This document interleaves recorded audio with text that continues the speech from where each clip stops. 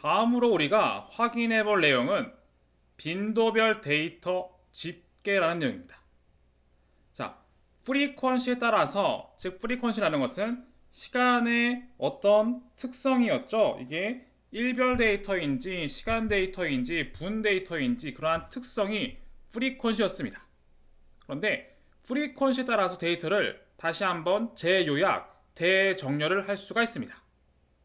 그런데 앞에서 제가 실제 시간 인덱스의 중복 처리, 누락 처리에서 사실은 이 내용을 하기 위해서 약간의 이기젠플을 먼저 보여드리긴 했습니다.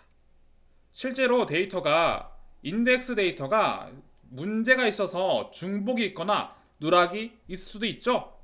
그런데 단순히 인덱스가 이슈가 있는 것뿐만 아니라 다른 이유에서 실제로 중복값을 처리하거나 누락값 처리하는 일이 훨씬 많습니다. 그것이 무엇이냐면 바로 지금부터 소개를 할 특정 시간 단위나 빈도를 변환하는 과정에서 훨씬 빈번하게 생깁니다. 그것을 일명 다운샘플링 또는 업샘플링이라고 합니다.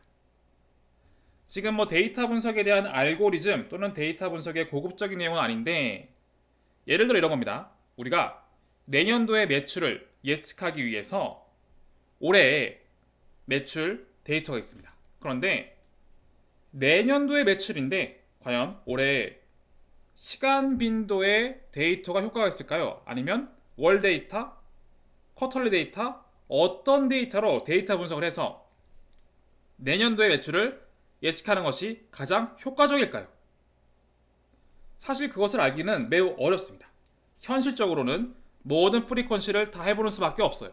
따라서 우리는 여러 가지 프리퀀시에 대한 데이터를 미리 준비해 놓거나 쉽게 변환하여 저장해 두어야만 합니다. 그래서 실제로 프리퀀시가 이얼리에서 쿼터리, 먼슬리, 위클리 이렇게 프리퀀시가 증가하게 되면 그만큼 샘플이 증가하겠죠. 당연히 연도별 데이터보다 데일리 데이터가 훨씬 많을 겁니다. 1년에 한 번, 1년에 365번입니다. 그렇죠. 그러면 데이터는 원래 한 개였는데 임의로 365개를 늘렸죠. 따라서 그 사이의 값은 결측치가 생길 수밖에 없습니다. 이런 방식을 업샘플링이라고 합니다. 즉 빈도를 증가시키는 샘플링이란 뜻입니다. 또는 반대도 가능합니다. 내가 만약에 데일리 데이터가 있어요. 365개. 그런데 데일리를 사용한 예측보다 위클리 또는 먼슬리도 해볼 수 있습니다. 이러면 실제로 시간 빈도를 감소시켜야 할 겁니다. 그리고 샘플이 그만큼 줄어들겠죠? 그러면 데이터를 줄이려면 예를 들어서 일주일이라는 것은 7일치의 정보가 있는데 이걸 주별로 바꾸면 어떤 기준 또는 계산식에 의해서 하나의 값으로 변경되어야만 할 겁니다. 그렇죠. 따라서 실제 시간 빈도 감소로 샘플링이 감소할 경우에는 특정한 기준의 데이터 집계 또는 요약이 필요합니다. 이런 방식이 바로 다운 샘플링입니다. 즉 앞에서 봤던 시계열 인덱스의 누락 처리, 중복 처리 어디서 봤죠? 바로 업 샘플링에서는 누락 처리가 필요하고 다운 샘플링에서는 중복 처리가 필요합니다. 그렇죠? 그렇겠죠. 그래서 앞에서 이 내용을 괜히 배운 게 아니라 이 내용에서 여러분들에게 한 번쯤 배경을 깔아드리고 실제 이 내용을 좀 더 자세하게 보려고 한 겁니다. 그래서 특정 시간 단위 또는 빈도를 변환하게 되면 샘플이 증가 또는 감소할 수 있겠죠.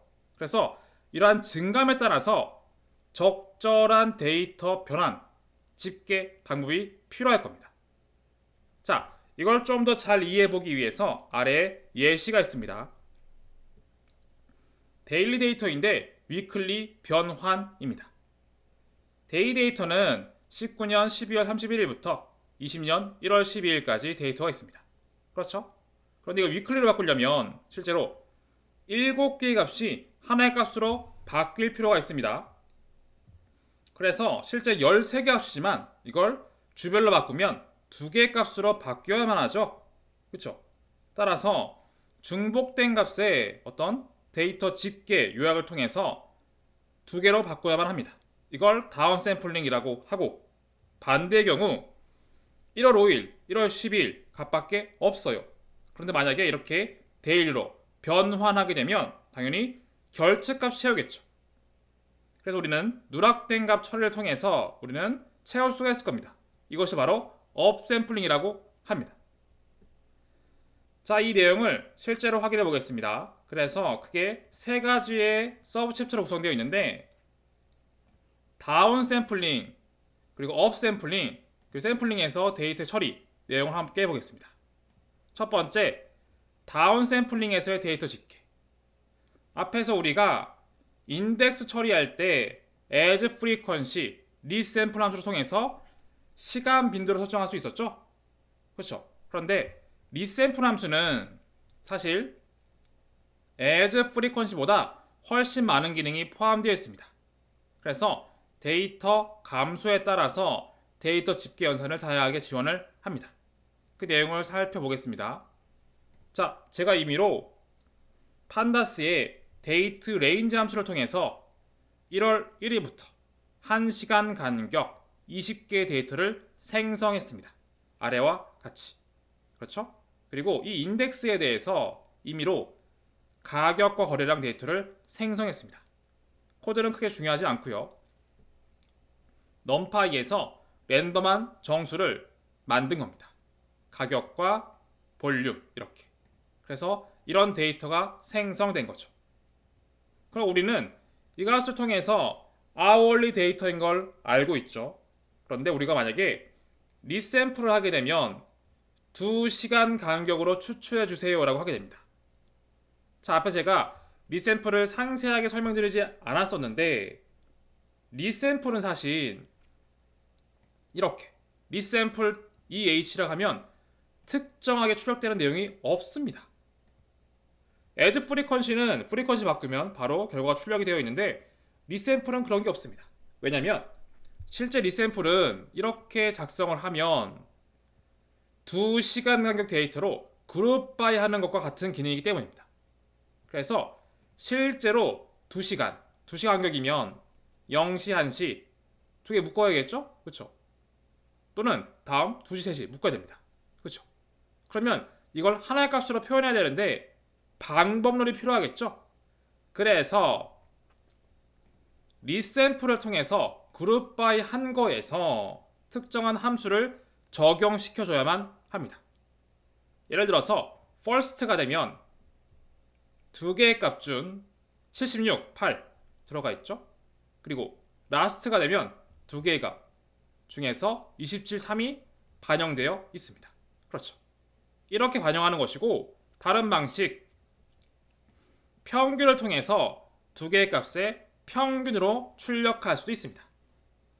당연히 합도 가능합니다. 그리고 합에서 임의로 cumulative sum, 누적 합도 가능합니다.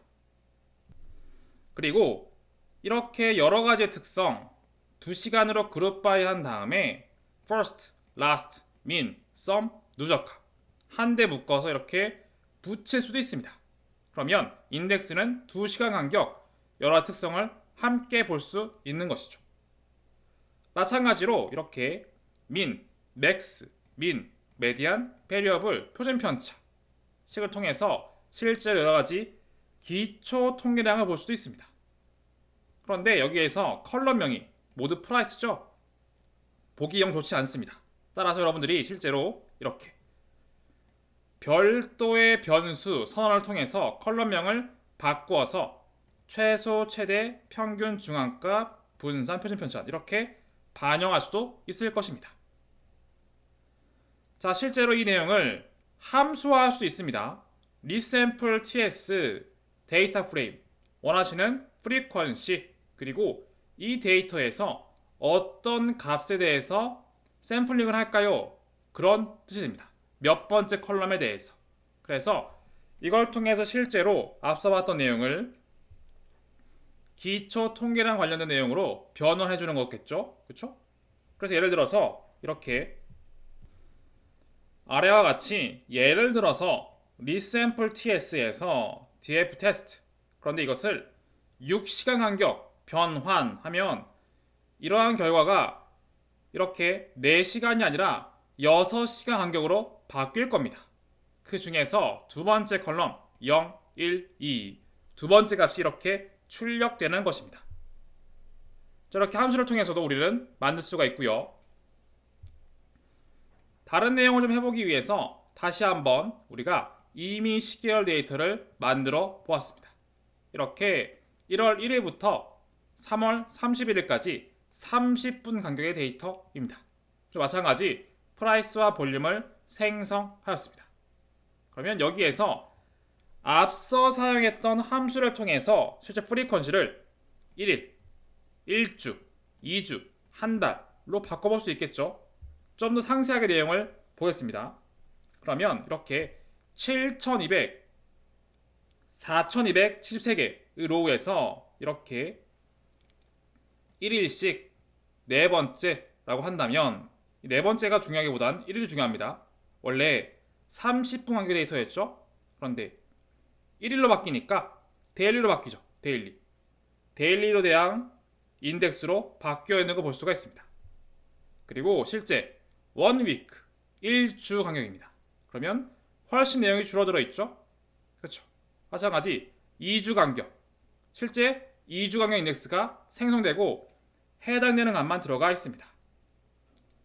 그뿐 아니라 1먼스 한 달 간격 1월, 2월, 3월에 대해서 실제 값이 변환되어서 특정 인덱스만 선택된 걸 볼 수가 있습니다. 자, 이렇게 해서 다운 샘플링에서의 데이터 집계, 실제 샘플링 함수를 통해서 우리가 여러 가지의 값에 대한 실제 그룹 바이와 특정한 함수를 통해서 값을 변환하는 방식을 통해 실제 중복 처리와 유사한 기능이죠. 그런 방식으로 데이터를 집계해 보았습니다. 다음은 업샘플링입니다. 마찬가지로 리샘플 함수를 통해서 변환이 쉽게 가능하고요. 이 예시를 위해서 1월 1일부터 1월 2일까지 실제 1시간 간격 총 24개의 로우겠죠. 이거에 대한 프라이스 볼륨을 아래와 같이 생성하였습니다. 자, 업샘플이니까 프리퀀시를 증가시켜야겠죠. 그래서 1시간 간격 대신에 리샘플 함수를 통해서 20분 간격으로 그룹 바이를 한 다음에 실제로 없는 데이터를 만드는 거죠. 아래에 보시면 이렇게 실제 그룹 바이 한 다음에 각 그룹에 대한 평균을 확인해 봤더니 실제 당연히 예를 들어서 1월 1일 0시는 하나밖에 없죠. 76, 1밖에 없습니다. 평균을 취하나 뭘 하나 결국 1입니다. 이 민이 중요한 건 아닙니다.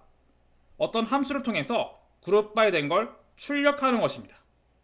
그리고 나머지는 실제로 결측치가 들어가 있는 걸 볼 수가 있죠. 그렇죠. 이렇게 쉽게 업샘플링을 통해서 결측치가 생성되는 것을 볼 수가 있습니다. 그러면 우리는 실제로 업샘플링을 통해서 데이터를 늘리긴 했는데 별도로 fillNA 함수 그리고 interpolate 함수를 통해서 결측치를 주로 채웁니다.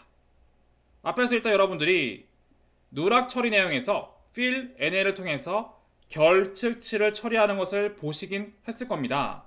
그런데 추가적으로 다시 한번 확인을 하고 interpolate 함수를 통해서 어떻게 하는지 추가적으로 다시 한번 확인해 보겠습니다. 자, 앞서 봤던 20분 간격 데이터를 별도의 df 언더바 ups라고 저장하였습니다. 그러면 여기에 nan을 채워야 하는데 이렇게 for the fill 방식으로 fill na에 반영해주면 앞에 있는 76과 1 값이 이렇게 뒤에 채워지는 걸 볼 수가 있습니다. 그렇죠? 마찬가지 figured fill을 통해서 실제로 1월 1일 1시에 있는 것이 1월 1일 20분과 40분에 채워진 걸 볼 수가 있죠. 이렇게 채우는 것입니다. 자, 그리고 특정 값을 통해서 결측치를 모두 100으로 채울 수도 있고, 그리고 이런 것도 가능합니다. 필레이인데 값은 값인데 이 데이터에서 각 변수에 대해서 평균치가 있겠죠? 이렇게 평균의 묶음을 넣어주면 실제 평균이 각각 들어가서 채워진 거 볼 수가 있습니다. 그래서 모든 결측치가 프라이스는 67.24, 그렇죠? 볼륨은 4.8로 자동으로 평균값으로 들어가 있는 걸 확인할 수 있습니다. 자, 그리고 만약에 이렇게 평균을 채울 때 임의의 개수로 지정할 수도 있습니다. 즉, 보면은 평균값이 너무 많이 들어갔죠? 그렇죠? 결주치가 한두 개도 아닌데 다 똑같습니다. 임의로 제가 두 개만 채울게요. 평균치에 대해서 한다면 제일 앞에서부터 두 개만 채워지고 나머지는 결측치로 존재하는 것을 확인할 수 있습니다. 자, 이렇게 해서 fill NA를 통해서 우리는 쉽게 결측치를 채울 수가 있었습니다. 그런데 이런 fill NA 함수 말고 우리는 interpolate 함수를 통해서도 실제로 결측치를 채울 수가 있습니다. 자, interpolate 함수를 데이터 뒤에 매스를 통해서 부여하고 실제 리니얼 선형 과정을 통해서 채우는 것입니다. 이건 무엇이냐면 예를 들어 이 두 가지 로우가 결측값이었죠? 그런데 27과 76을 직선으로 잇는 거예요. 그래서 이분한 간격, 동일한 간격에 대해서 수치가 얼마인지 확인한 다음에 그 값을 채워 넣는 것입니다. 마찬가지 1에서 8까지 직선을 그은 다음에 크게 유사해야 돼요. 2.3 증가했더니 3.33, 또 2.33 더했더니 5.66, 또 2.33 더했더니 8이 되는 거예요. 동일한 이분한 간격을 통해서 수치를 배열한 다음에 결측치를 반영하는 것입니다. 자, 그 내용을 확인해 보기 위해서 아래와 같이 interpolate 함수로 채운 값, 그것을 시각화, 플랫 함수를 통해서 볼 수도 있습니다. 그러면 이렇게 보시는 바와 같이 프라이스 볼륨이 이렇게 흐르고 있는데 원래 직선을 보시면 직선이 많이 보이죠? 이 사이사이가 아마 결측치였을 거예요. 이렇게 결측치가 채워진 걸 볼 수가 있고, 그러면 리니어만 있습니까? 그렇진 않습니다. 이 결측치가 너무 직선으로 하니까 좀 딱딱해 보이기도 하고 실제 이렇게 가격이 스트릭트하게 움직이진 않죠. 좀 더 부드러우면 좋을 것 같습니다. 그럴 땐 아래와 같이 실제로 큐빅, 마치 직선이 아니라 2차, 3차 그런 것처럼 고차원의 비선형 함수 방식을 사용해서 좀 더 매끄러운 값을 채웁니다. 그래서 아래 시각화를 보시면 위의 그림보다 좀 더 뾰족한 게 사라지고 스무스한 곡선으로 반영하는 것을 확인할 수가 있습니다. 자, 실제 값을 확인해 보면 선형으로 채울 때 그리고 비선형으로 채울 때 보시면 선형이라는 뜻은 직선이라는 것이고 비선형은 곡선이다 생각하시면 됩니다.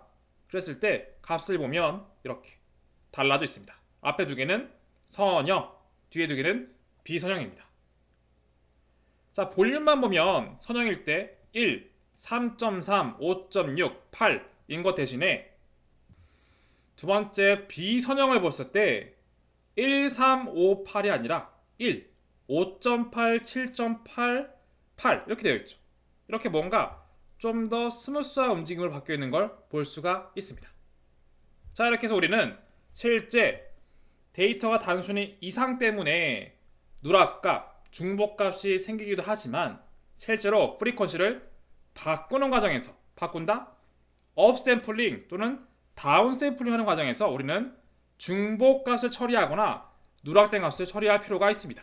그런 내용을 실습을 통해서 한번 확인해 보았습니다.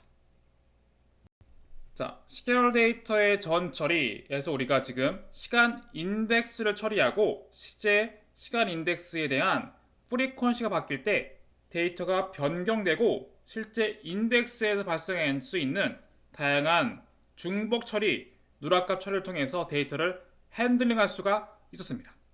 그런데 우리가 마지막으로 살펴볼 내용은 실제 다양한 시간 변수를 추출하는 것입니다.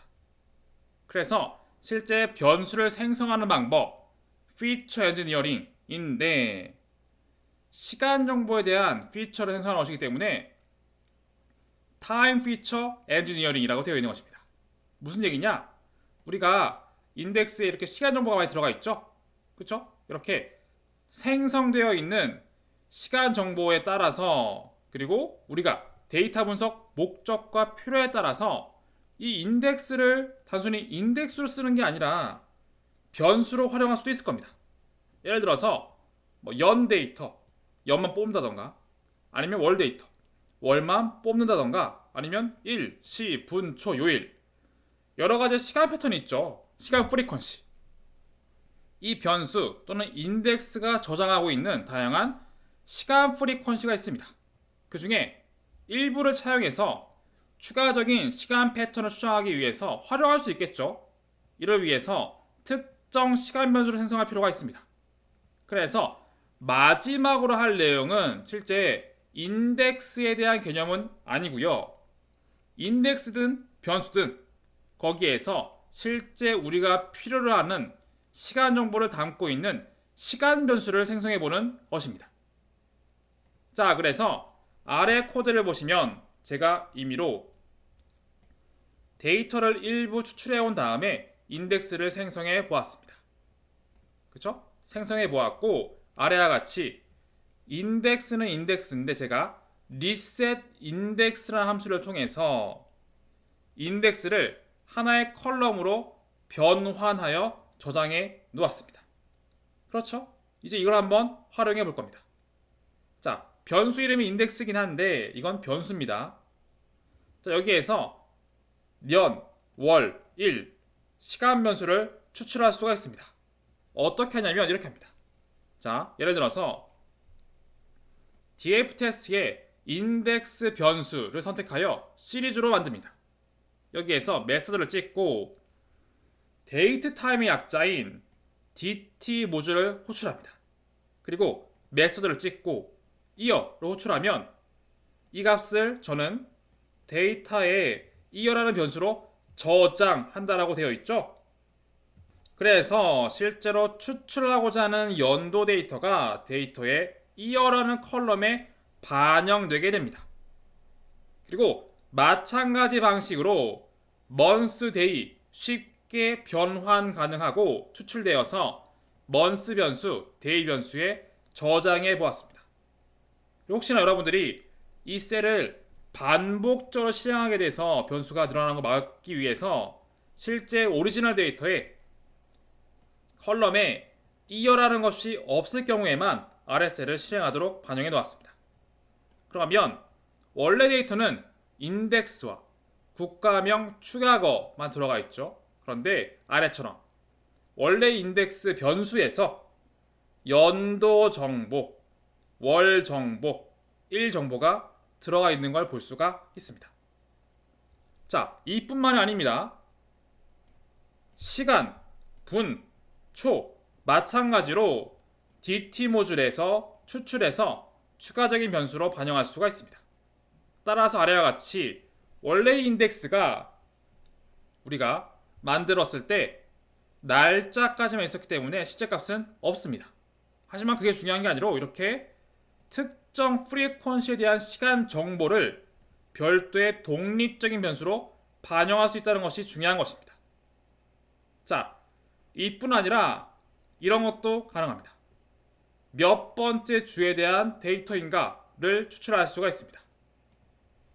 마찬가지 위크 컬럼이 없을 경우에만 실행하도록 구성해 놓았는데 데이트 타임에서 iso 캘린더라는 함수가 있고 그 아래에서 위크를 함수를 호출해서 쉽게 이 변수에서 이 날짜는 몇 번째 위크인가 53, 53, 53, 111 이렇게 되어 있죠.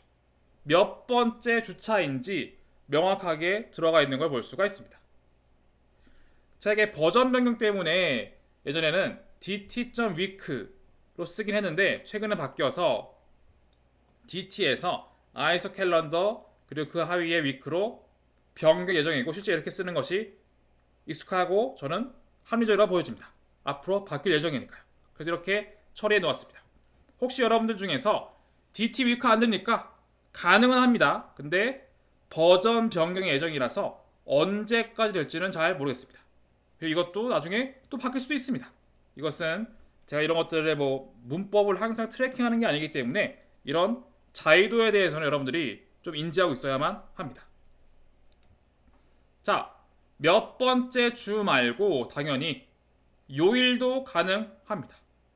DT에서 weekday 일요일부터 월요일까지 월요일은 0, 일요일은 6의 숫자가 이렇게 하나의 값으로 들어가 있는 걸 확인할 수가 있습니다. 자, 이뿐 아니라 실제로 이렇게 여기 보시면 hour, minute, second 정보가 없죠? 굳이 있을 필요가 없습니다. 삭제하는 방식은 delete의 약자인 del 특정 변수명 반영해주면 다 지워진 걸 볼 수가 있습니다. 자, 이뿐 아니라 여러 가지 기능도 지원을 합니다. 예를 들어서 내가 지금으로부터 미래 시점 또는 과거 시점 어느 정도의 시간 차이인지 알 필요가 있겠죠. 그러기 위해선 현재 시간 정보를 확인할 필요가 있습니다. 그래서 DT에서 daytime 하위에 now라는 함수를 통해서 지금이 몇 년도, 몇 월, 며칠, 몇 시간인지 다 나옵니다. 그리고 실제로 여기에서 별도로 내가 필요로 하는 정보만 추출할 수도 있습니다. 예를 들어서 year만, month만, day만 뽑은 다음에 이걸 다시 date time 형태로 바꾸었습니다.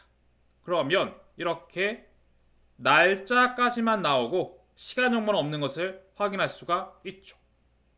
그러면 이 정보를 어떻게 씁니까? 이런 겁니다. 여기 인덱스가 원래 값이 있었죠. 이것은 현재 시간 정보입니다. 뺄 수 있죠. 파이썬 이런 게 가능합니다. 생긴 것이 문자인 것 같기도 한데 이미 파이썬은 데이트 타임이라는 것을 인지하고 있고 날짜끼리 연산이 가능합니다. 쉽게 빼기 하면 돼요. 인덱스의 현재를 뺐어요. 며칠 남았는지 출력해 줍니다. 매우 심플하죠. 실제 다른 언어에서 시간차를 계산하기 위해서는 많은 반복문, 형식 변환을 많이 해야 합니다. 그래서 파이썬은 그저 빼기 이 가능합니다. 빼기. 자, 이런 기능을 통해서 우리는 여러 가지로 해볼 수가 있겠죠. 우리가 연산했던 이러한 시간 차이를 별도의 변수 time diff 시간 차이라는 변수로 저장할 수도 있습니다. 그러면 지금 대비 이 인덱스의 변수에 있는 값은 며칠이 남은 건지 별도 저장도 가능합니다. 자, 이런 차이뿐만 아니라 다양한 기능이 또 있습니다. 예를 들어서 타임 델타라는 게 있습니다. 이것은 애초에 내가 원하는 시간 간격을 생성할 수가 있습니다. 주, 일, 10분 초, 마이크로초, 밀리초 다 가능합니다. 예를 들어서 데이타임의 타임 델타 함수, 그래서 위크는 10주를 의미합니다. 이렇게 실행하면 10주니까 데이로는 70일이구나 알아서 연산을 다 합니다. 그래서 예를 들어서 지금부터 나는 10주를 더 할게. 그럼 언제야? 라고 나옵니다. 매우 심플하죠. 날짜끼리 연산 가능합니다. 파이썬. 이런 것들이 매우 강력합니다. 그래서 쉽게 타임 델타를 통해서 지금부터 10주 뒤일이 언제지? 이런 게 쉽게 가능해요. 달력 뒤질 필요가 없어요. 그렇죠? 또한 마찬가지로 가능합니다. 한 28,000에 빼볼까? 타임 델타 데이즈 28,000 28,000 정도를 빼볼게. 가능합니다. 그래서 원래 값에서 28,000일 제거, 재저장 하면 이렇게 값이 바뀌어 있는 것도 볼 수가 있습니다. 자, 그래서 우리는 마지막에는 시간 인덱스뿐만 아니라 인덱스 또는 시간 정보에서 우리가 원하는 프리퀀시, 그 프리퀀시의 데이터를 별도의 시간 변수로 생성하여 저장하는 것을 확인해 보았습니다. 추가적으로 몇 가지 타임 델타 이런 특성을 통해서 또는 daytime now 이런 함수를 통해서 지금이 언제인지 또는 특정 시간 간격이 지나거나 과거가 되거나 그럼 언제인지 이런 것들도 쉽게 파이썬에서 더하기 빼기, 사칙 연산과 같은 기능을 지원하기 때문에 매우 쉽게 시간 정보를 핸들링할 수가 있습니다. 이런 기능을 통해서 우리는 파이썬에서 다양한 시간 변수를 한번 생성해 보았습니다.